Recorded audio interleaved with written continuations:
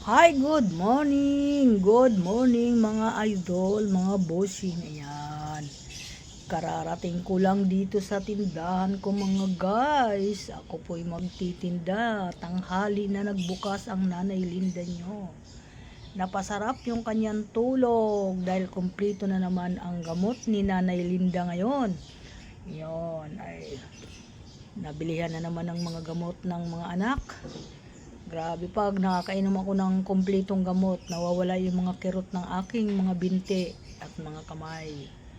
Yan mga bossing, welcome to my vlog. Another vlog, another umaga. Umaga na maganda, walang ulan, maliwanag ang panahon. Kaya sana naman ay wag umulan ng malakas. Kagabi umuulan, malakas kagabi umulan. Yan, kaalis-alis lang ng aking asawa. Nagtinda na naman sila. Kahit umuulan, anumang mangyari, talagang di matigil sa pagtitinda.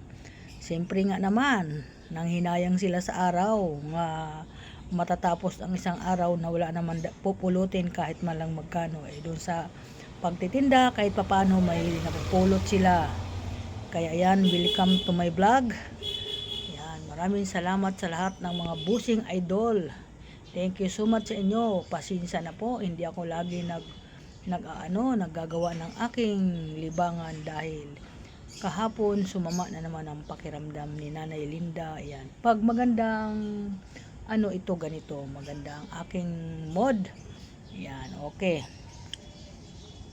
Nakapag-armusal naman ako ngayon ng maayos. Ang ulam ko ay nilagang talbos na kamuti at nilagyan, sausawan ko yung bagoong Pangasinan na aking ipinagmamalaki. Talaga napakasarap. Yan lang ulam ko, okay na ako. Tapos nagtimpla ko ng kape, yung kape na hindi masyadong asukal. Ayan po mga idol. Yan, thank you. Ingat ang mga anak ko. Kung saan man kayo magtitinda ngayon, mag-ingat kayo lahat. Ayan, alam ko may pumunta ng Samar at mamimigay nung anak ko doon ng mga school supply sa mga estudyante sa Samar. God bless sa'yo anak. Nakarating ka na ng Samar sa pamimigay mo ng tulong sa mga estudyante na mag-aaral ngayon taon. God bless din sa mga estudyante na makakatanggap ng tulong mula sa anak ko na mga school supplies ata yun. Nababalitaan ko lang naman dahil di man ako mahilig magtanong sa anak ko kasi hindi ako nagtatanong sa mga ganyan. Basta ako natutuwa pag nakakabalita ko ng ganyan nga ang anak ko mamibigay na naman doon sa malayong lugar ng mga school supply para sa mga estudyante. Yan. Mahirap nga naman doon kasi siyempre may kahirapan din doon. Pag hindi ka masipag doon, paano din ang mga estudyante mo? Kaya nag-isip ng anak ko na tulong na maganda na magagamit talaga nila araw-araw. Yan. Pero hindi kasama doon yung anak ko kasi ipinagkatiwala lang niya sa kanyang pinsan na si Jonathan. Kaya nandun ngayon sila Jonathan at si Ediner. Di ko alam kung ilang tao yung kasama doon na para maghatid ng tulong doon sa Samar, Northern Samar, Tila. Yan, pinagmamalaki ko doon yung kanilang kapitan at mga kagawad na mga masisipag. Tingnan mo naman sa kasipagan nila.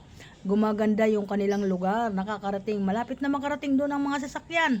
Ako na lang ang hindi nakakarating doon. Sana makarating din ako doon, 'di ba? Hindi pa sa ngayon. Siyempre pinaplano 'yan bago ka pumunta doon. Ayan, mga bossing, masaya ang Nanay Linda yung umaga dahil ayan, may natulungan na naman yung anak ko na si Lani Igamino. Ayan, ganyan yan, tumutulong talaga siya.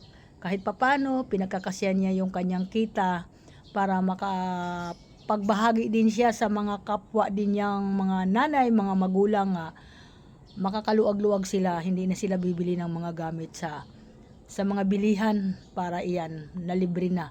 Para ang ibibigay na lang nila sa anak nila ay yung kanilang baon araw-araw. Bagay hindi kailangan doon magbaon dahil marami naman doon. Kukuhanin mo lang sa puno, makakakain ka na. Nandun ang kamote, nandun ang saging, lahat. Ang mais nandun. Ang sarap nga dun eh. Kung masipag ka lang eh. Masarap talaga dun. Dahil yun lahat ang paborito ko nandoon. Yeah, thank you so much sa lahat. Welcome to my vlog. Good morning everyone. Good morning lahat ng mga follower. Yan, thank you so much sa lahat. Good morning sa lahat ng mga friends ko. Diyan kung saan-saan lugar. Diyan sa Nueva Ecija, may friends ako diyan, bago lang. Yan eh. Kaibigan ng aking driver. Yan, thank you so much sa lahat. Yan. Thank you. Ingat ka lagi diyan. Yan. Sa lahat po. At dito sa Pangasinan, Alcala, nandiyan din yung aking mga bayaw. Yan. Pinupuntahan din namin yan pag nagpupunta kami doon. At doon kami tumutuloy sa kanila. Maganda talaga yung maraming kakilala kapag naliligaw kasi sa ganun lugar ay mayroon kang matutuluyan kahit papaano, di ba? Kung sakali may mangyari sa iyo, may kukontakin ka doon na malapit doon sa ganyan na pinuntahan mo. Okay, thank you. Bye-bye.